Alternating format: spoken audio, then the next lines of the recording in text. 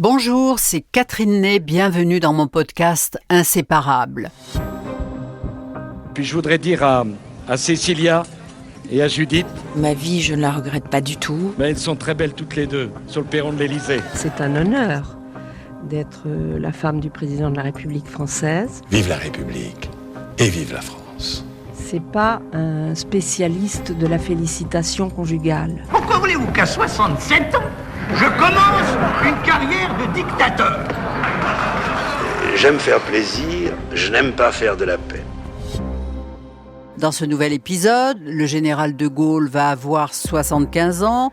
Tout le monde se demande, va-t-il se présenter ou non à la présidentielle, à commencer par Georges Pompidou.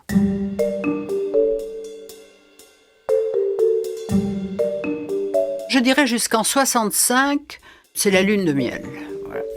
Mais avec des petits bémols. C'est-à-dire qu'en 64, tout le monde se demande est-ce que le général de Gaulle va se représenter, puisque c'est la première élection au suffrage universel en décembre 65.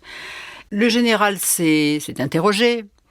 Madame de Gaulle dit, mais surtout ne dites pas au général qu'il faut qu'il aille se reposer, ça suffit comme ça, il a assez donné pour la France, il ne faut pas qu'il se représente. Et un jour, le général dit à Georges Pompidou, si je n'y vais pas, vous irez. Donc, Georges Pompidou attend de savoir les intentions du chef pour savoir s'il doit se préparer ou pas. Georges Pompidou a compris que le général lui a rien dit, quoi, et qu'il s'est un peu moqué de lui. Et puis le général de Gaulle, il a envie de continuer. Il a envie de continuer, mais il ne veut pas faire campagne. Parce que les sondages en septembre disent qu'il est élu au premier tour. Réélu au premier tour. Alors il dit, vous me voyez comme le Canuet, dire bonjour, je m'appelle Charles de Gaulle, j'ai 3 enfants, et puis vous me voyez me mettre en pyjama devant les Français. Donc il ne fait pas campagne. Et puis, premier tour, ballottage. Nous sommes à l'heure actuelle pour De Gaulle entre 39 et 48. Pour Mitterrand... 39-48 39 et 48, il y a une petite modification. 48. Je crois que nous pouvons l'annoncer maintenant. Notre estimation indique maintenant qu'il y aura certainement un ballottage et que les électeurs seront sans doute appelés à revenir devant les urnes dans 2 semaines, c'est-à-dire le dimanche 19 décembre. Et donc, le général comprend entre les 2 tours qu'il est temps de faire comme les autres. Et là, il fait ses fameuses interviews avec Michel Droit, et alors là, on voit l'acteur, quoi. C'est grandiose. Voyez. Les Français retombent amoureux de lui, et donc il est réélu. Mais il y a une meurtrissure profonde. Entre le couple, il s'est passé quelque chose, parce qu'à la fois, le général de Gaulle est élu, mais Georges Pompidou est l'homme politique qui monte en popularité. Et ça, je pense que ça agace un peu le général de Gaulle. En plus, il voit que ce Premier ministre n'est pas malléable, n'est pas assez réformateur. Et de Gaulle lui en veut. Il se plaignait, il disait « il recevait des gens ». Il dit « vous savez, Pompidou, il n'aime pas bousculer les pots de fleurs ».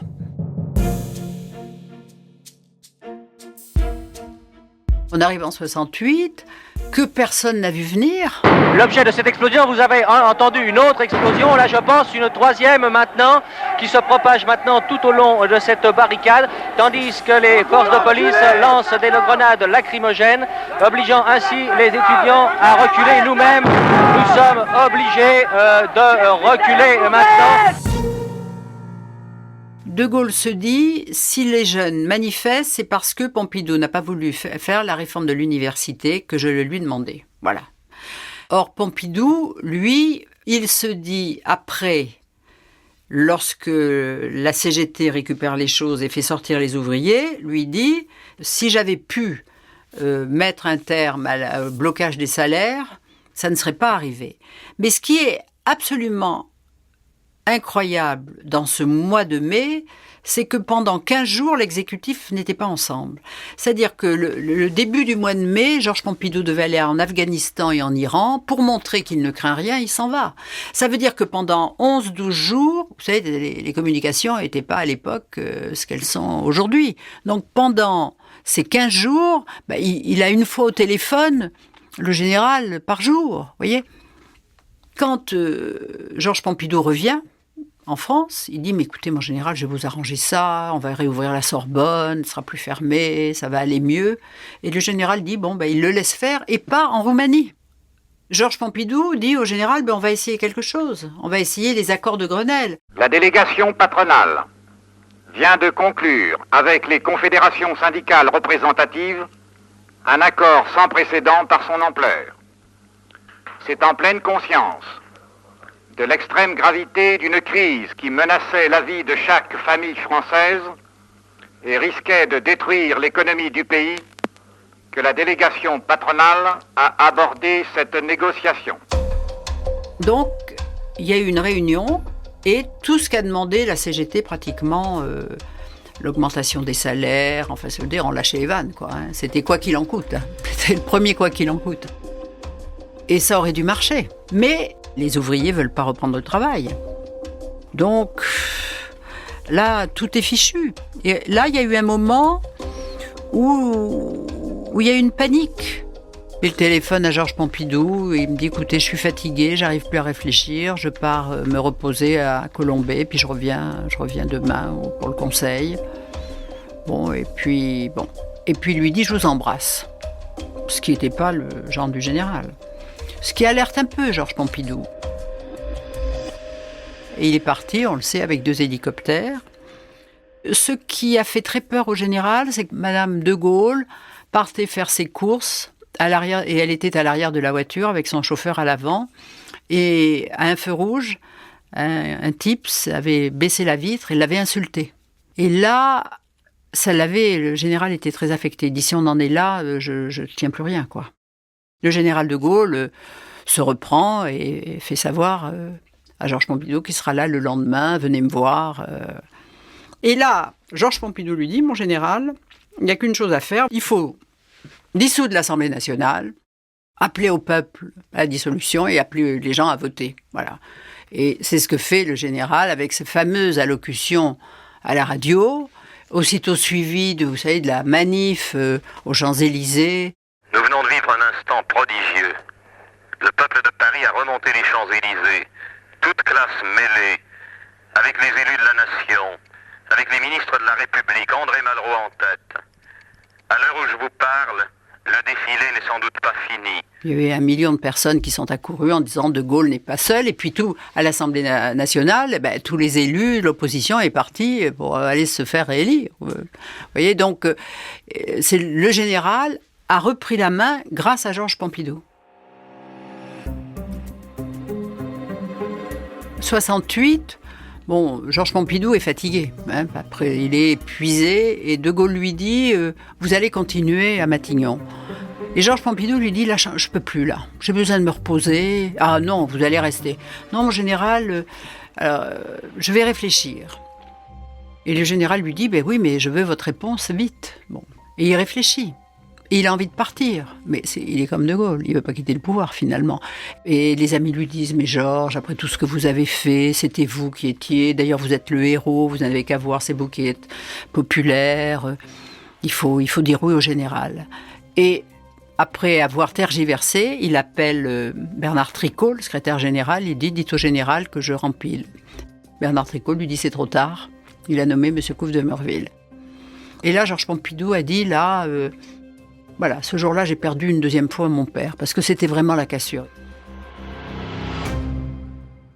En octobre 68, il y a un fait divers. On a trouvé dans une décharge des Yvelines le corps d'un Yougoslave qui avait été le garde du corps d'Alain Delon. On continue à se poser les mêmes questions sur le meurtre de Stéphane Markovic. Questions toujours sans réponse, et la journée qui vient de s'écouler de l'aveu même du juge n'a pas fait avancer les choses. Et puis peu à peu... À l'Assemblée nationale, je m'en souviens très bien, on raconte, mais vous savez, alors la femme d'un ministre, Madame P, faisait ce qu'on peut appeler des partouzes dans une maison des Yvelines à Montfort-l'Amaury. Puis on apprend que cette Madame P, c'est Madame Pompidou. C'est la stupeur, vous voyez, et c'est évidemment une machination. Et là, apprenant ça, le général de Gaulle, il dit « Mais c'est pas possible !» Mais il se disait aussi, est-ce qu'il a douté, non pas que Madame Pompidou se soit mal comportée, mais qu'elle ait eu un comportement qui prête à des suppositions comme ça, qui pouvaient lui nuire, parce que Georges Pompidou avait été à Saint-Tropez pendant les vacances, il aimait beaucoup faire la fête, il aimait ces endroits où on fait la bamboche, lui. Mais enfin, disait le général de Gaulle, qui lui avait demandé, quand il était Premier ministre, de ne plus aller à Saint-Tropez l'été. Mais lui, il adorait Saint-Tropez, et Claude aimait être au soleil dans son jardin, topless, et là, pour l'époque, on pensait bien que c'était quelque chose d'absolument scandaleux. Il y avait comme ça une rumeur absolument désagréable pour les Pompidou, qui évidemment ne savaient rien. Personne n'a osé lui dire. Et puis un jour, il y a un de ses anciens collaborateurs, Jean-Luc Javal, qui vient lui dire, écoutez, voilà, c'est votre femme. Et alors là, c'est la foudre. C'est la foudre. Et ça sort dans les journaux que c'est Madame Pompidou. Donc c'est pour Pompidou, qui aimait énormément sa femme et qui était évidemment savait que c'était une machination pour lui nuire, ça a été absolument dévastateur. Depuis que ces bruits couraient, les Pompidou n'étaient plus invités nulle part. On les fuyait comme la peste. Il a demandé à voir le général de Gaulle, qui aurait dit « il faut voir ». Et cette phrase qu'il lui rapportait, c'est une flèche. Et là, Pompidou demande à voir le général en tête-à-tête et lui dit « vous n'avez pas été un homme d'honneur ». Et là, c'est la rupture entre eux.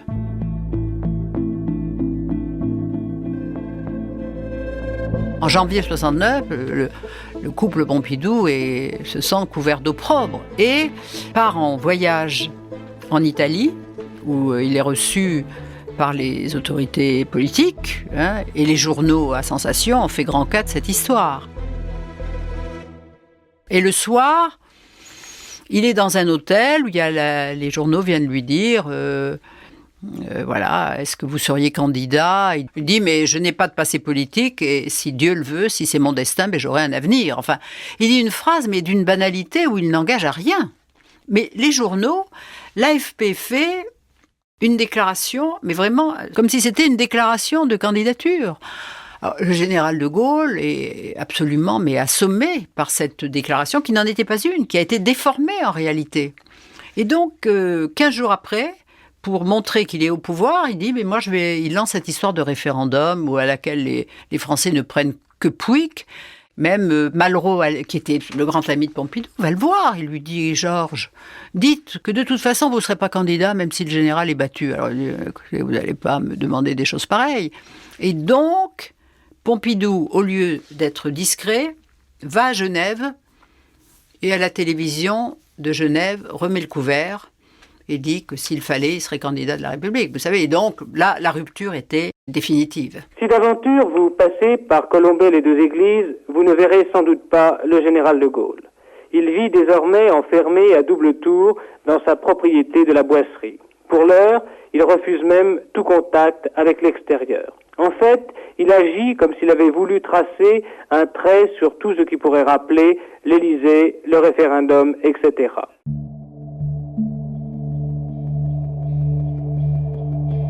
La rupture est consommée à ce moment-là. Le général de Gaulle rentre à Colombey pour ne plus jamais revenir, fait savoir le dimanche soir à minuit que voilà, il a cessé toute fonction et va commencer l'élection présidentielle. Et il s'en va en Irlande pour ne pas être là au moment du vote, même s'il fait dire qu'il a voté pour Georges Pompidou. Ils ne se sont pas revus. Et le général et Georges Pompidou n'a pas demandé à le voir. Et lorsque le général décède en novembre 70, eh bien Georges Pompidou se rend à Colombey et Madame de Gaulle a demandé que le cercueil soit fermé avant son arrivée. Donc c'est une cassure sans rédemption du côté de la famille.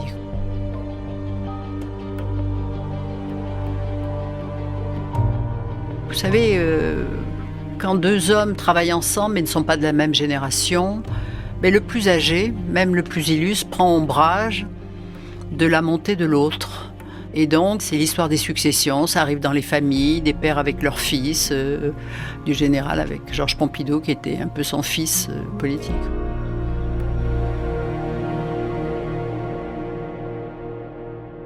Vous venez d'écouter Inséparables, un podcast Europe 1 Studio produit par Sébastien Guyot et réalisé par Christophe Davio.